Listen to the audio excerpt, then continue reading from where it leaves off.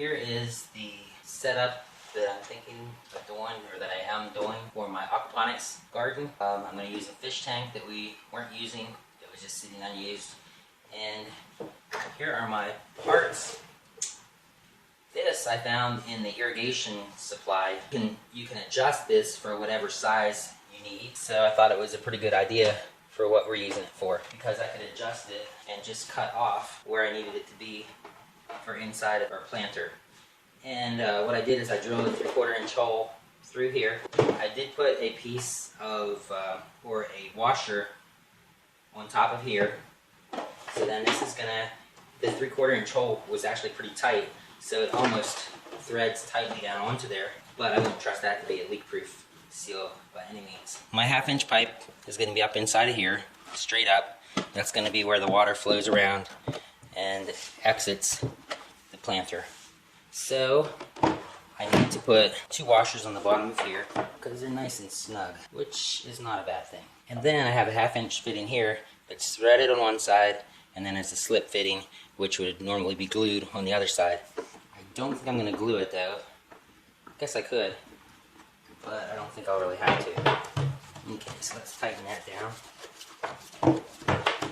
That's tightened down, and that's going to just go down straight into the fish tank. There's going to be a pipe to help with the siphon, which will go into here. I'll have to cut it at some length, which I'll experiment with to see what length actually works the best. This is the part that's going to create the suction. This is what creates the airproof seal to create the suction. So this needs to be a little bit taller, but not much taller than the riser pipe here. So I'm going to put it right beside the pipe and mark the top of it. Over here we have a lid, a cap, that will go on the top of it. Let's pretend this is the riser pipe here. That riser pipe is right to there's a little lip in there where the pipe's going to go. So there will be still plenty of room on the top of here, because it's rounded, for the water to flow. I am lucky enough to have a pipe cutter, so I can put this pipe in my pipe cutter and get a nice straight cut. Of course, you could use a chalk saw or a hacksaw, however you want to do it. It doesn't have to be that great, but it's fun to use a tool if you have it. I found this thing at an antique shop or some kind of shop, used stuff shop, a long time ago. You can never have too many pipe cutters. There we go. It's got a little reamer here too that you can ream out the inside of the pipe, get the rough edges off. Okay, so I got the edges reamed off. I marked on here how far the cap needed to come down to be seated properly, and I slipped it down. So here is the bell siphon top, and that's going to go over the riser tube, I guess you call that. And for the water to be able to flow, it's going to flow from here when this is full, flow into here, then it's going to flow up, and it's going to move up as the water fills up the planter, and the water is going to go up until it gets to the top in here. Then it's going to flow over here, and it's going to fill up that tube and create a siphon. So next thing I need to do is drill some holes in here, which is boring, so I won't bore you with the pictures of doing that. So here is all the system all put together and sandwiched in my garage. Let me show you that bell housing, the outside of the bell siphon. So I put holes around the bottom, sort of randomly, and it was running okay, but it was having a hard time shutting off the siphon because probably, well, I'm not sure exactly why, because I haven't thought about the physics of it yet. But what I did is I took one of the holes and I took the hole up a little farther, and then I angled it up into the pipe too, thinking that when the water drops down, that would allow some air to get in there, that would allow the siphon to break, because the air would get in there and break the siphon. So that's what I did, and since I did that, it hasn't jammed again, so that may have taken care of it. Some people put a pipe around from the top, and they put a pipe down and they stop it like right here, a little bit above the holes, so that when the water drains down, the air would be able to get in and break the siphon. Also, what I didn't show you is my 4-inch pipe that I put for the housing around the outside. So as I cut slits in that 4-inch pipe every ½ inch or so, sort of randomly. I wasn't real scientific about it.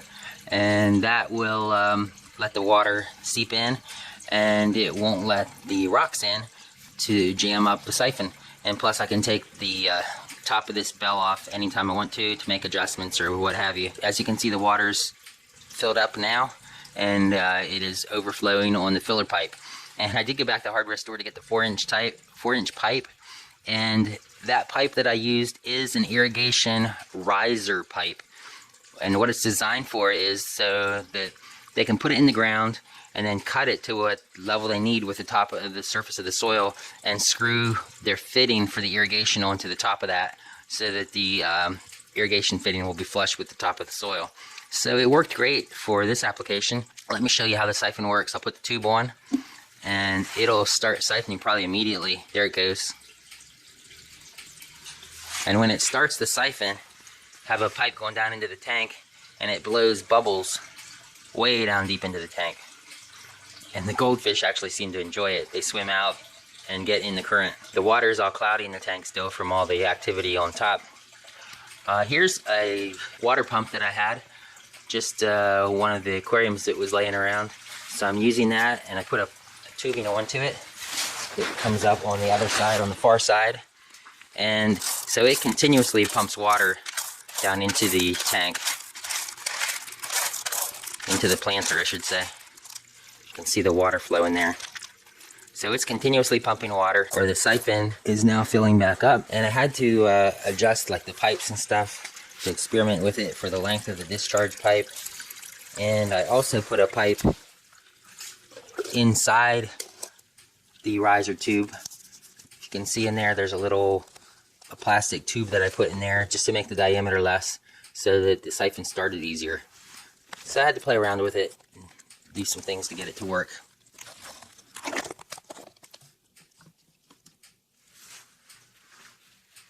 So then I planted some lettuce, some red leaf lettuce, some regular green leaf lettuce. I planted some spinach. There's a little one. There's a bigger spinach. Some cilantro and arugula. So it's going to be interesting to see if that stuff keeps growing and if it enjoys it inside in the house. I'm going to get a light to put on it. Probably put a light on it tomorrow. I have a large, pretty high wattage fluorescent light for it. And I only have 6 fish in there, so I'm not sure if that's going to be enough. Might have to test the water and see if the nitrates are going up and how it's going to work. It might take a while for the system to get balanced. That might be partly why the water is a little cloudy too. Okay, it is the 21st of December, which means that I have had this set up for 2 weeks. It seems to be doing pretty well. I've actually eaten a few leaves off of it, and the lettuce has been growing. The spinach has been growing slowly. There's another little spinach on that side. The arugula has not been doing a whole lot, but it's hanging in there. And the cilantro is not doing a whole lot. It's hanging in there. I threw a clove of garlic in there, and it sprouted out quite a bit. And I put an avocado seed even in there just for fun. See what that would do. As you can see, the water has cleared up a lot. There's the siphon starting. And fish really seem to enjoy that. They seem like they like to swim through the current that's created from the siphon. But the water is clear as it gets filtered by going through the rocks. The light that I just have it thrown up there really. I need to put it so that it's right on top of the growing area. But I just have it on a string actually. Let me show you to you. Oh, and I also have a timer that turns it on at 6 in the morning and off at 6 at night. So there's the light.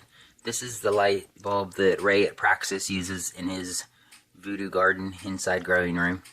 And like I said, I just sort of have it thrown up there. I need to put it so that it's this way above the plants. Then I'll be all set up, ready to just sit back and watch things grow. I would say it's a success, and I will keep you updated. So thanks for watching. Have a blessed day, and I will see you next time.